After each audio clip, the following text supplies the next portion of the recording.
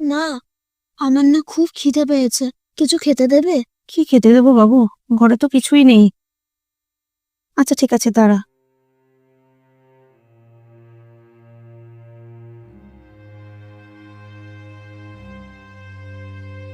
মা, এইটুখানি, শুধু ভাজা আর ভাত? হ্যাঁ মা, এইটুখানি। এখন এটা দিয়ে খাও, পরে তোমাকে আমি ভালো জিনিস এনে দেবো। দিদি, একটু শুনবেন? 2-3 দিন ধরে কিছু খাইনি, একটু খাওয়ার হবে? সত্যি বলছে দিদি, আমার কাছে কোনো টাকা পয়সা নেই, না হলে আমি বাইরে খেয়ে নিতাম। খিদে চালা সহ্য করতে পারছি না দিদি, মরে যাব। কিছু একটু খেতে দিন না, তার বদলে আপনি যা কাজ করতে বলবেন আমি সব করে দেবো।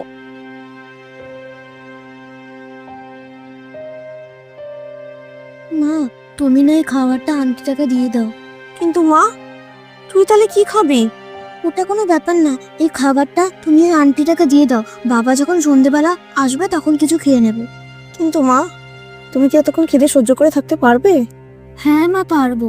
আর তাছাড়া বাবা তো বলেছে আমরা যদি অন্যদের সাহায্য করি তাহলে ভগবান আমাদের সাহায্য করবে। আমি তো এই খাবারটা এখনো খাইনি, তুমি এই খাবারটা ওই আন্টিটাকে দিয়ে দাও।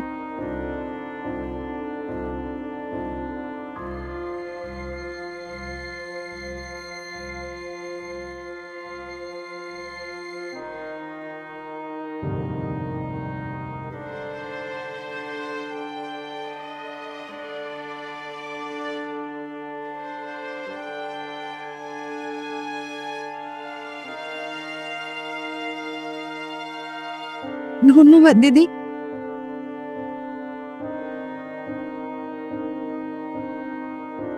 দিদি, এবার বলুন কি কাজ করতে হবে, আমি সব করে দেবো। আপনাকে কোনো কাজ করতে হবে না। আপনি যে খেয়ে শান্তি পেয়েছেন, এটাই আমার কাছে অনেক।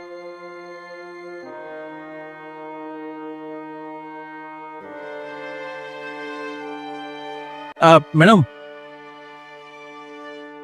হ্যাঁ বলুন।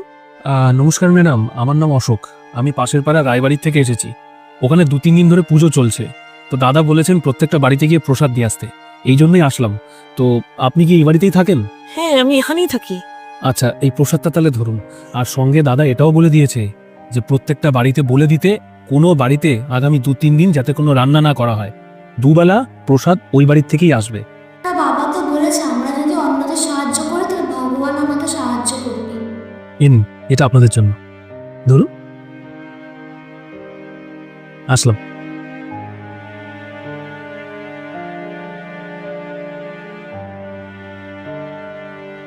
মা, এবার তাহলে আমরা পেট ভরে খাবো তো?